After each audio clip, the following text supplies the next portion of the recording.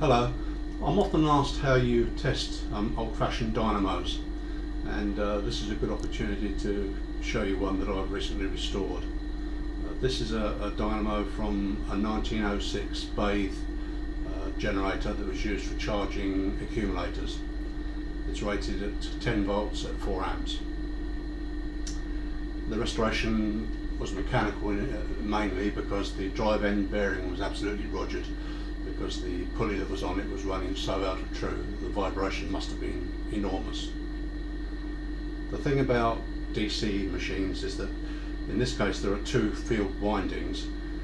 They have to be wired so that they're in the correct phase with each other, i.e. they mustn't be wired so that one is countering the other. You want the magnetic field to be built up by both coils in the same direction.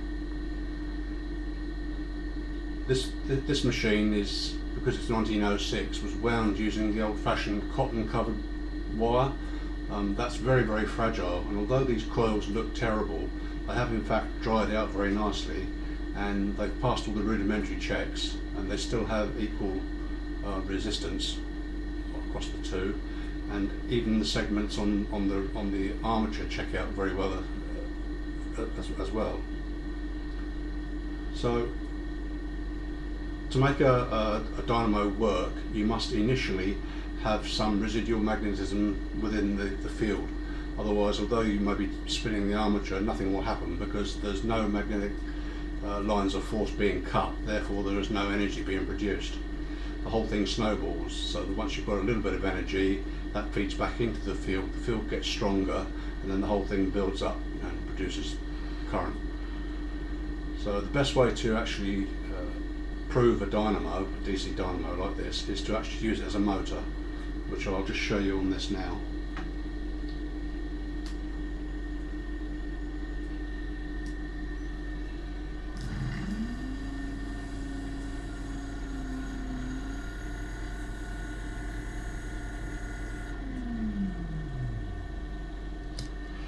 And the fact that it motors means that it must generate. The only thing that's stopping this from revving higher is the fact that it's producing a back EMF, which means it is charging. That back EMF balances the voltage applied by the battery, and when they become unity, the revs stop increasing. So the fact that it actually runs means that it will generate. I hope that answers some of your questions. Goodbye.